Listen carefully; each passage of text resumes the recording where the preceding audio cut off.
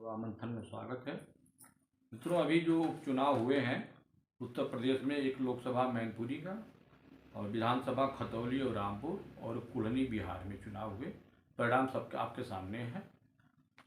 मैं अभी इस वीडियो में जो है मैनपुरी के बारे में बात कर रहा हूँ कि मैनपुरी में बीजेपी की ये हार क्यों हुई। अभी जब तक परिणाम नहीं आए थे तब तक ये कहा जा रहा था कि बहुत कांटे की लड़ाई है, और परिणाम आने के बाद लगा कि कहीं लड़ाई भारतीय जनता पार्टी था ही नहीं।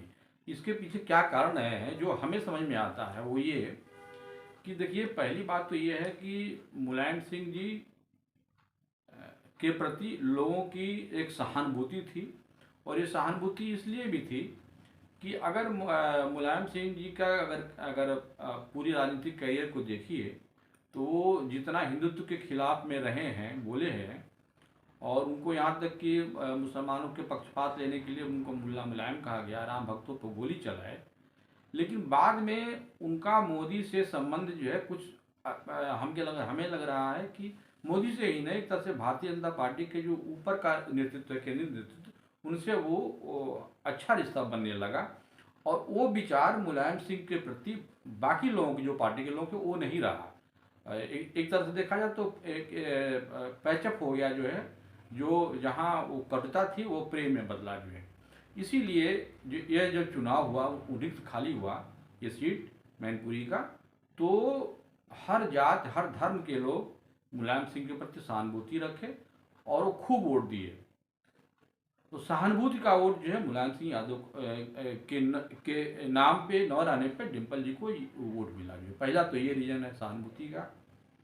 इसके ठीक उलट रघुराज सिंह का ये था कि चूंकि ये समाजवादी पार्टी में रहे हैं, वहाँ से ये आए थे, एक तरह से देखा जाए भाजपा में, तो इनके प्रति लोगों का विचार अच्छा नहीं बना कि ये आयातित है। और अगर इनके जगह प्रेम साक्य को टिकट, जो पिछले बार 44% वोट पाए थे 19 में जब चुनाव लड़े थे मुलायम सिंह के खिलाफ में, अगर उनको लड़ाया गया होता तो हो सकता था कि साक्य के जो साक्य वोट है वो थोड़ा सा और गोलबंदी हो।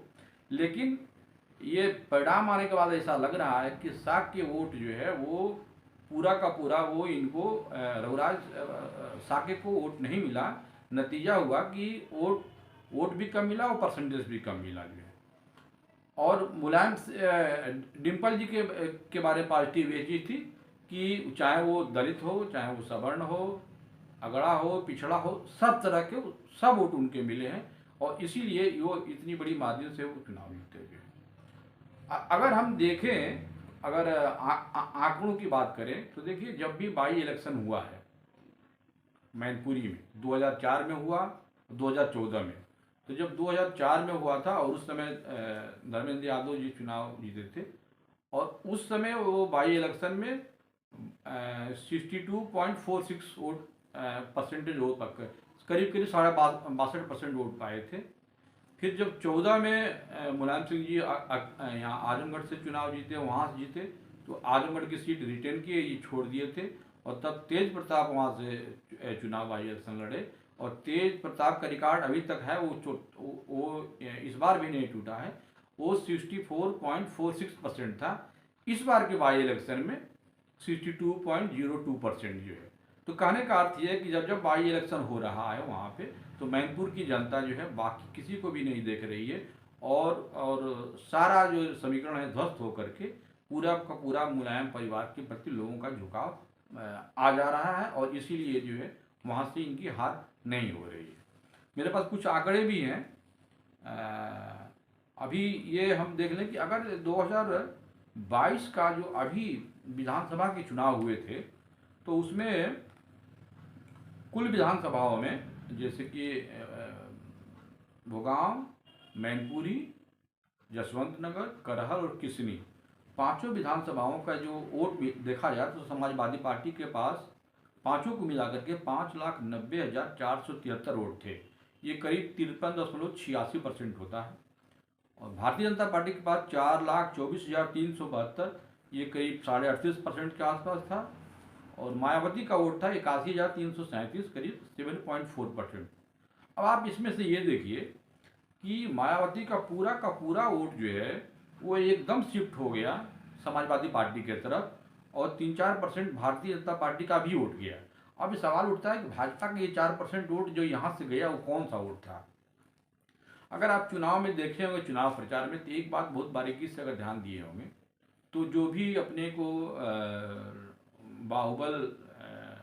बाहुबली कह लीजिए उनको, जातीय समीकरण में, जैसे कि राजपूतों में राजा भैया थे, और यहाँ जौनपुर के धनंजय सिंह थे, पवन पांडे थे वो अयोध्या के पास के, और वैसे अरविंद सिंह गोप जो है, तो ये ठाकुर ब्राह्मण जो मजबूत लोग थे वो वहाँ चुनाव डिम्पल के लिए गए थे। मुझे ये समझ में नहीं आया कि जब विधानसभा का चुनाव हो रहा था तो अखिलेश और राजा भैया में बहुत तल्खी के रूप में शब्दों का प्रयोग हुआ था, कुंडा कुंडी का भी बात हुई थी, लेकिन इस चुनाव में डिम्पल के प्रति लोगों की एक भावना रही, और इसीलिए ठाकुर मत भी कुछ जो है वो डिम्पल को मिले जो है। और सबसे बड़ी चीज़ ये था कि राजनाथ सिंह इस पूरे चुनाव में स्टार प्रचारक में उनका नाम था, और राजनाथ सिंह भी प्रचार करने मैनपुरी नहीं गए। तो ये बात कहीं न कहीं अंदर से ये मैसेज जाता है कि वहाँ ठाकुर मतदाता भी वो डिम्पल को वोट दिए हुए हैं। वो भले अखिलेश से उनकी नाराजगी रही हो, लेकिन डिम्पल को वहाँ पे सपोर्ट किए हुए हैं। और दलितों का वोट जो है, एक तरह से हम देखें तो ये आंकड़ों से ये लग रहा है कि पूरा का पूरा जो समाजवादी पार्टी में जो पहले से थे वो तो थे ही, लेकिन बाद में जो 7% के आसपास जो मायावती के वोट मिले थे 2022 विधानसभा में, उस सब के सब जो है वो समाजवादी पार्टी को उड़ की तरफ चला गया। अच्छा, जातीय समीकरण के हिसाब से देखा जाए तो ये मुलायम समाजवादी पार्टी और भारतीय जनता पार्टी दोनों के पलड़े करीब करीब बराबर हैं। जो है साख के वोटों की संख्या वहाँ पे 3 लाख के आसपास है, ठाकुर मतदाता करीब 2 लाख, 1 लाख ब्राह्मण, लोधी 1 लाख। तो ये देखा जाए तो ये जो परंपरागत वोट है जो समाजवादी पार्टी का, जिसमें कि यम समीकरण बोलते हैं मुलायम, अरे मुस्लिम और यादव का, तो ये इस समीकरण में, और इसको अगर देखा जाए तो दोनों करीब करीब बराबर हैं, बल्कि भारतीय जनता पार्टी का पलड़ा कुछ भारी ही पड़ेगा।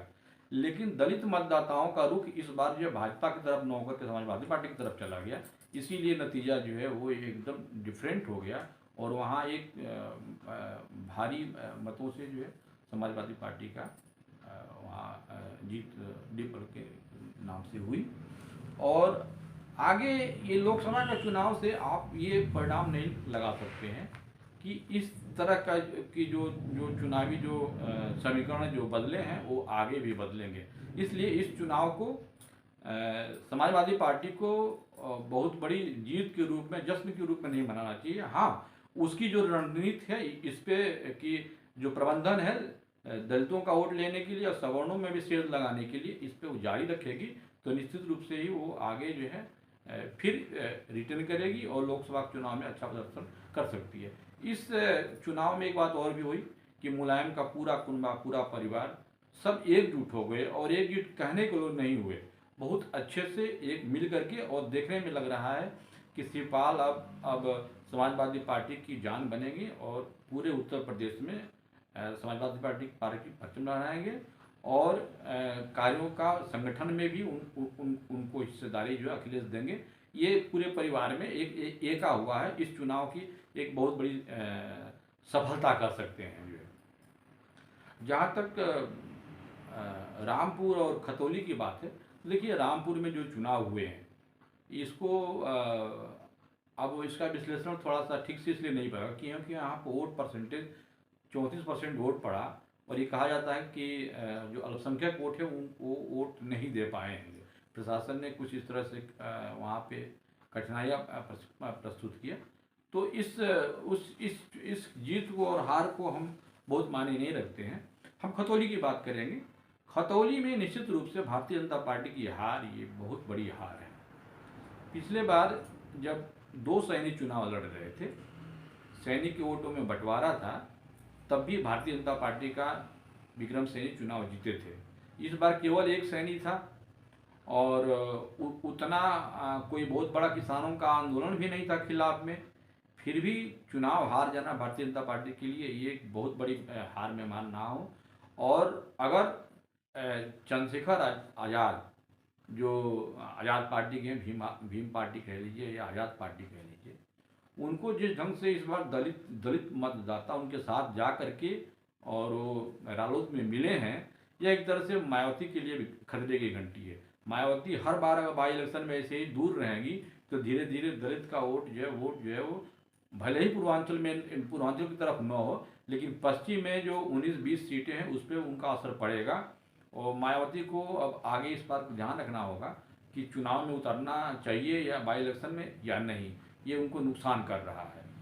ये बात तय है कि अब पश्चिम में जो चुनाव होंगे उसमें जयंत और चंद्रशेखर की आपस में मिल करके समाजवादी पार्टी एक गठजोड़ अच्छा बना सकता है, और मुस्लिम दलित जाट गुर्जर ये वोट बैंक जो है भाजपा को कड़ी चुनौती दे सकते हैं अगर ऐसा संभव हुआ तो। कुर्नी की जहाँ तक बात है, कुर्नी के जो चुनाव हुए हैं इसमें एक बार फिर नीतीश कुमार कमज़ोर हुए हैं। अगर प्रत्याशियों को वहाँ पर देखा जाए तो मुकेश साहनी की पार्टी वीआईपी ने एक भूमिहार प्रत्याशी खड़ा किया और उसने 10,000 वोट जो है काटे। इस 10,000 वोट में मैं मान रहा हूँ कि पूरा का पूरा भूमिहार समझ नहीं हुआ, कुछ साहनी भी होंगे और कुछ भूमिहार भी होंगे, आधा आधा भी कर लें तो भी अगर ये कैंडिडेट यहाँ से नहीं लड़ता तो वो वोट भाजपा को ही जाता, और एक जो मार्जिन जो 3,000 की हुई है 10,000 के मार्जिन पर जाता जो है। तो ये इलेक्शन जनता दल यू और राजद दोनों के लिए एक तरह से खट्टे की घंटी है। और अगर मुकेश साहनी के साथ पैचअप अगर राजद नहीं करती है और रामविलास पासवान के सुपुत्र चिराग जी और मुकेश कहीं मिल करके भाजपा के साथ आ जाते हैं तो फिर जो लोकसभा के जो परिणाम पिछले बार आए थे वैसा कोई आए तो ये आश्चर्य नहीं होगा। तो ये आप लोगों के सामने हम तीनों चारों सीटों का विश्लेषण किए। अगर आपको ये वीडियो अच्छा लगता है तो शेयर और सब्सक्राइब करिए। आगे के लिए नमस्कार।